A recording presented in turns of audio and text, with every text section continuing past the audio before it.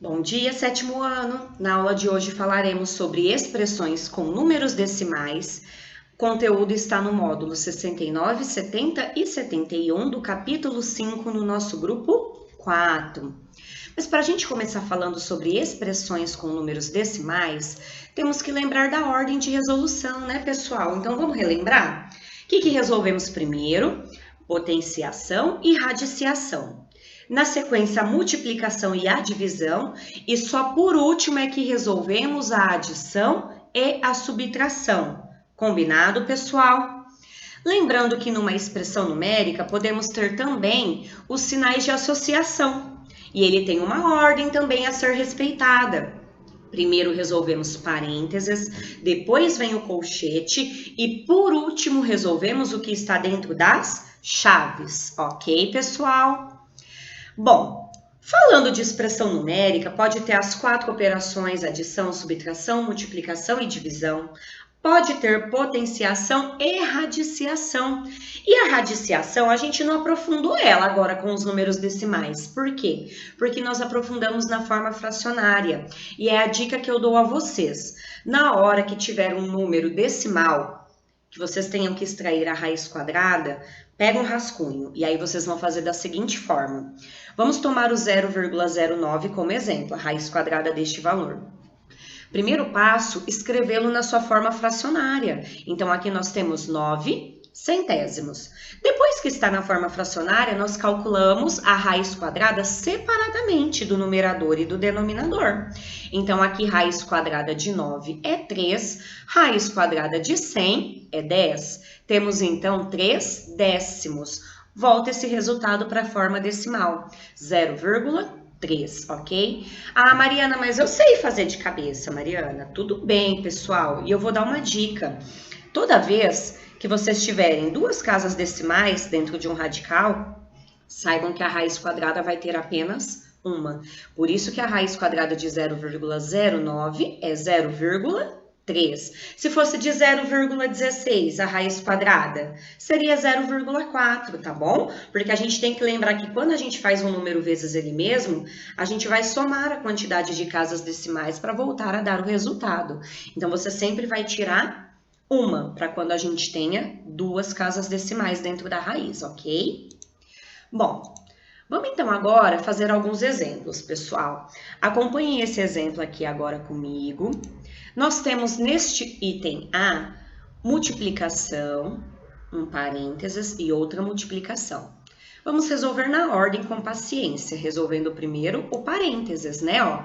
Então, somando 1,8 com 0,7, dá 2,5. Lembrando que esse 2,5, a gente tem esse 2 aqui multiplicando. Vou copiando o 3, o 2, a multiplicação, resolvi parênteses. Copiei todo o restante. Temos agora nesta linha 2 multiplicações, esta e esta daqui. Já podemos resolver simultaneamente. Então, copia o 3, 2,5 vezes 2 resulta em 5. Aqui, menos com mais prevalece o menos. E 4 vezes 0,8 fica 3,2, ok? Vamos continuar resolvendo na ordem, ó. Somando, 3 mais 5 resulta em 8, desce o 3,2 negativo. E 8 menos 3,2, não se esqueçam de, na hora de fazer essa subtração, montem em pé no rascunho, fica 8,0. Completem as casas decimais, ok? Então, aqui temos o resultado final, 4,8, ok? Agora, nesta letra B, pessoal, nós já temos uma raiz quadrada, uma potência e uma divisão. Temos que resolver exatamente nesta ordem. Potenciação e radiciação resolvemos primeiro. Então, copia o 1,5. Como eu havia falado anteriormente, a raiz quadrada de 0,16 é 0,4. 0,2 ao quadrado resulta em 0,04. Copio todo o restante. Analisando essa segunda linha, temos uma divisão. É ela que resolveremos primeiro. Copio os 3 primeiros termos e 2,4 dividido por 2 fica 1,2. Fica negativo porque menos com mais prevalece o menos, ok?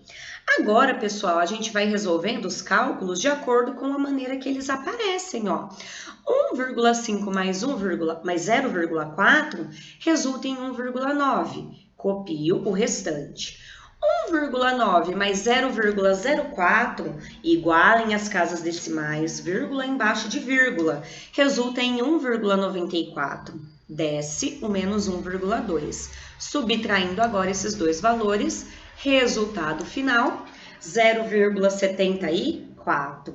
Mas, Mariana, eu quis somar os três já aqui de cara, tudo numa vez só. Posso? Pode. Só que é o que eu falo para vocês, pessoal, numa expressão numérica, a ordem que você resolve, a maneira com que você agrupa a sua organização, ela conta muito. Então, às vezes, é mais válido você fazer umas 3 linhas a mais com organização. Fica mais fácil, inclusive, de achar um possível erro, ok? Fazendo passo a passo, um de cada vez. Fica a critério do nível de entendimento de cada um.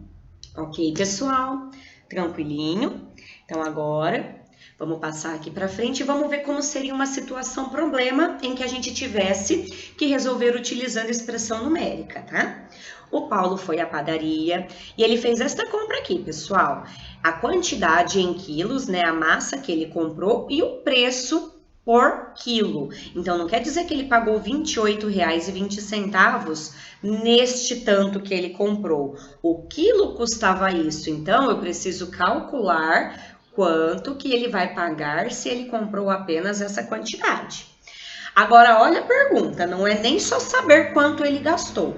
Além da gente ter que saber quanto ele gastou, eu quero saber quanto vai ser o troco recebido por Paula. Eu falei Paula ali, gente, porque eu olhei para o vendedor, mas é a Paula que foi comprar, viu? Então, para Paula, caso ela pague a compra com R$50. Primeiro passo, a gente precisa multiplicar a quantidade de massa, de quilos que ele comprou, pelo preço, ok? Multipliquei, multipliquei, multipliquei. Segundo passo, a gente tem que somar esse valor obtido, não é? E terceiro passo, a gente tem que subtrair dos R$50. Só que tudo isso a gente pode escrever na forma de uma expressão numérica. Olha como vai ficar. Então, eu tenho R$50 que eu tenho que subtrair o quê? A quantidade comprada em quilos, né, do queijo, pelo preço pago. Mas, Mariana, na tabelinha ali atrás estava 0,450. Primeira dica é essa, pessoal, elimina o zero, tá bom? Para ficar números menores, fica mais fácil para a gente trabalhar. Podem ver que os valores que eu coloquei aqui, ó, todos eles, o último zero ou os últimos zeros, eu não coloquei, para ficar mais fácil na hora de multiplicar, ok? Por que que nessa expressão a gente utiliza o parênteses? Porque eu preciso saber primeiro quanto ela gastou e só depois disso eu vou tirar os R$50. Então, esta operação, ela vem por último, ok? Então, vamos calcular, pessoal? Ó, resolvendo esta multiplicação, resultado 12,69. Esta multiplicação, resultado 19,74. E aqui nós temos como resultado 4,36. Sempre colocando vírgula embaixo de vírgula. O que a gente vai fazer agora? Somar esses resultados. E por último, a gente subtrai dos R$50. Lembrando que para subtrair, gente, iguala as casas decimais. Então, ó, 50,00 menos 36,79, ok? E só depois de igualar as casas decimais que a gente vai fazer o cálculo. E este cálculo resulta em R$13,21, que é o que sobrou, o que vai ser o troco da Paula. Tranquilo, né, pessoal? Bom, vamos praticar então agora um pouquinho. Ó, eu quero que vocês façam a página 115 até a 117, exercício do 1 ao 4 no grupo 4, tá bom? Logo mais a gente se encontra para estar tirando as dúvidas. Uma boa sexta para vocês, tá bom? E que nada estrague a energia positiva deste dia e a sua felicidade seja constante, é o que mais a gente precisa nesse momento, né? Até daqui a pouco, pessoal. Tchau, tchau!